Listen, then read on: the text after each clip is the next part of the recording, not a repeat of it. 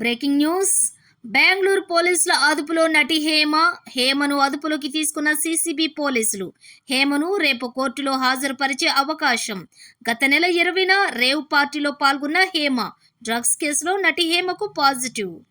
CCB పోలీసులు 1కి 2, 3 సార్లు నోటీసులు ఇవ్వడంతో ఇక తప్పని పరిస్థితిలో బుర్కా ధరించి పోలీసులు ఎదుట లొంగిపోయింది.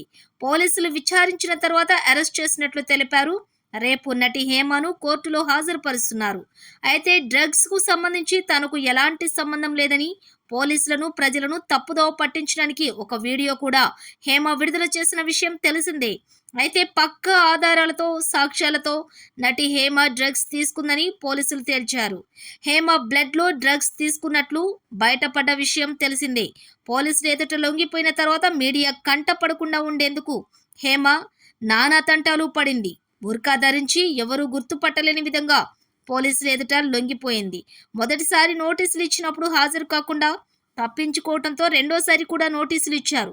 అయినప్పటికీ ఏదో ఒక సాకుతో హేమ హాజరు కాలేదు. ఇక మూడోసారి నోటీసులకు హేమ పోలీసులు ఎదుట లొంగిపోవడంతో అరెస్ట్ చేయడం జరిగింది.